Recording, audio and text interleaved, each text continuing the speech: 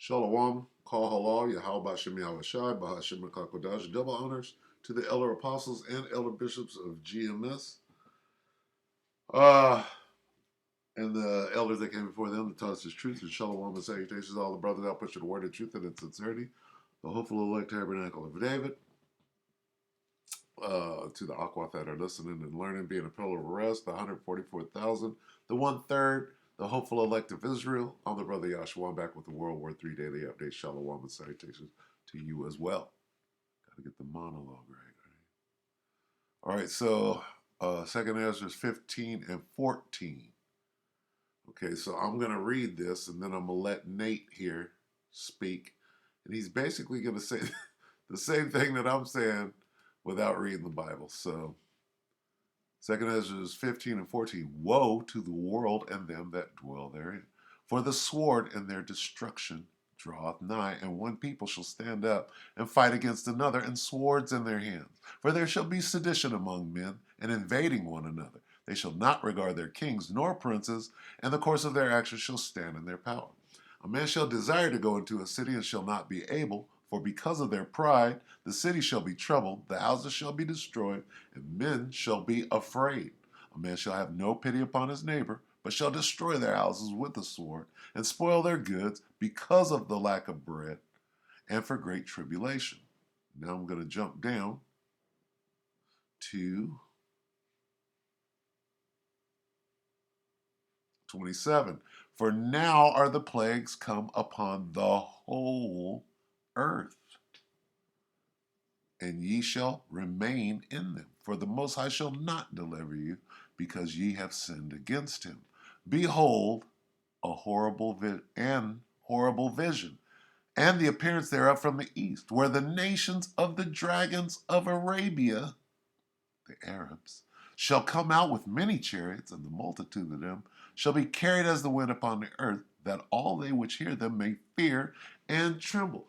Also the Carmanians, Iranians, raging in wrath, shall go forth as the wild boars of the wood, and with great power shall they come and join battle with them. With who?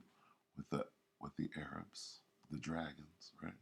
The dragons and the wild boar. And with great power shall they come and join battle with them, and shall waste a portion of the land of the Assyrians. Something's going to go down right here in Babylon the Great.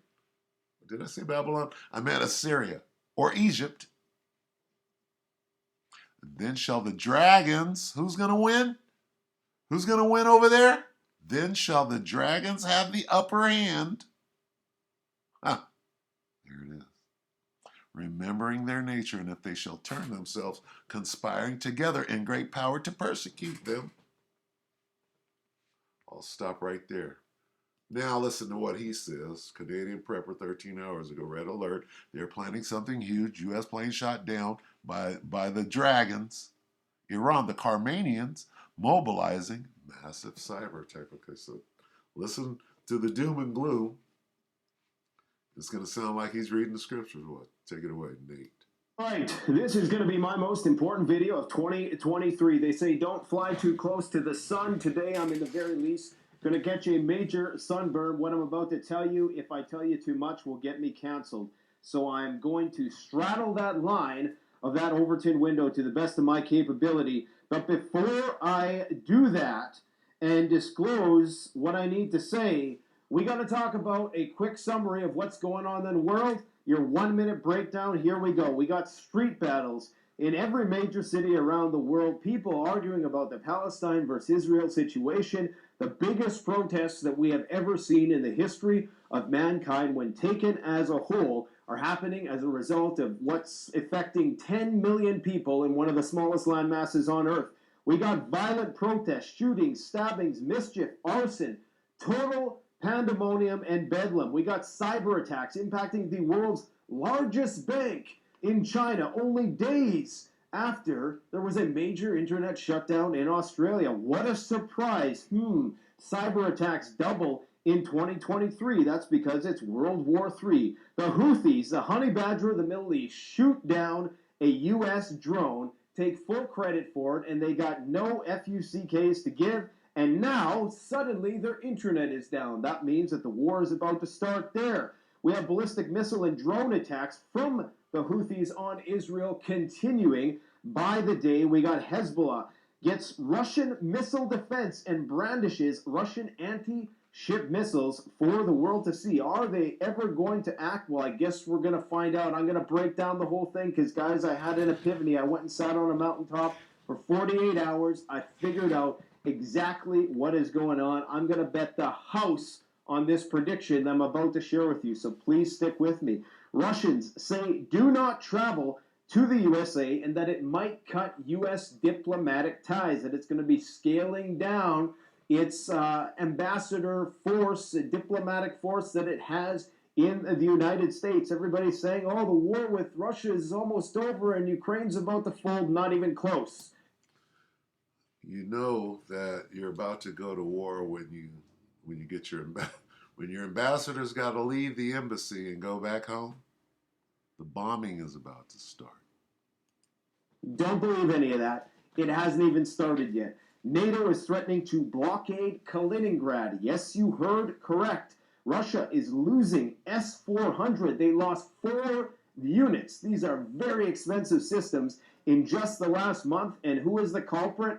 ATACMS. They're starting to redistribute S-400 from around their massive country, and I'll show you the map of all their military bases in just a moment, to Ukraine because they're running low. And this is a problem because, of course, this is a part of their strategic arsenal. If they have to move stuff from abroad around Ukraine, then that creates pockets, that creates vacuums, weak points where they can potentially be exploited by their adversaries, and that means that they become more likely to execute, let's just say, I don't want to say nuclear options, but they're... Hoshino, the B4000. Slovakia, bear with me on this commercial. Damn it. But they're much more likely to perhaps take down a NATO plane or two. Let's put it that way. A German general is saying that Russia has amassed a massive force and is preparing to take over Odessa. Now, I'm going to interrupt for a second. He's everywhere on the map. Okay, he's in different theaters of war. He's in Eastern Europe, which is Ukraine, Russia. He's in the Middle East, what they call the Middle East, right?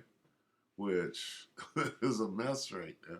But he's just been rambling for, 3 minutes? He's just kind of jumping from theater to theater, and there's nothing but war going on. That's why they call it World War III. Something has definitely changed in the Black Sea in terms of the flight patterns of U.S. reconnaissance drones, and it's major, and it's quite telling. And Zelensky is once again prolonging martial law and mobilization in the country. This is something that happens every 3 months. He kicks that can down the road. North Korea is continuing to shut embassies down around the world. Remember, The Korean Peninsula. Kim Jong-un said that he expects World War III by the end of the year, which is why he's forcing his agricultural ministry to get the grain silos topped off before November. And apparently the Russians are providing the North Koreans with nuclear technology. China continues to slowly and subtly surround Taiwan. Russia is now pledging to massively build up its military. Now he was talking about the Chinese, South China Sea. All these different, and see, when people don't understand that World War III is going down, that's all I have to do. Okay, I can end this now because if I let him talk, it's just going to be more. He's going to go into every one of those things in detail, right? Look at this. He can go into every one of these things in detail. All right, so it's pretty apparent. I'm gonna go ahead and end this, but listen to this. Go ahead. What is it? It's almost an hour, and it brings you up to date. See, this guy, what is it called? The Canadian Prepper, right? He's supposed to be showing you his cans of food and the bow and arrow that or whatever. What is he doing? He's reporting on World War III. Very acutely, right? Completely. He does a great. This sometimes you gotta go because you can't go to the mainstream media and get anything, right? They're gonna tell you, "Oh no, nothing's going on. Everything. They're not even fighting no more in the Ukraine." No, you have to go to these alternative situations and glean, right? You can't just listen to Fox News and not understand that you're being propagandized. So anyway, going into wars and rumors of war, right? So I think we'll end on that. Let me see. And violence in the land, right? Yeah, and violence in the land, ruler against ruler. So hard to find this sometimes. Anyway, Jeremiah 51 and 46. This is not Wars and Rumors of War Tuesday. That would be Matthew. This Jeremiah 51:46. Unless your heart faint, come 1 year, and after that, in another year shall a rumor come. Salaki. Shall come a rumor and violence in the land, ruler against ruler. Let's read that here in the NLT. But do not panic. Don't be afraid when you hear the first rumor of approaching forces. For rumors will keep coming year by year. Violence will erupt in the land as leaders fight against each other. You know how far back this fight goes? Gaza, and really it goes back to 75 years, like 48. But these skirmishes, right? This thing been going on for a minute, not since October 7th. Don't be fooled. So anyway, we'll end it right there. As this thing grows, right? We hope that the electorate edify you, brothers and few sisters, with that shalom.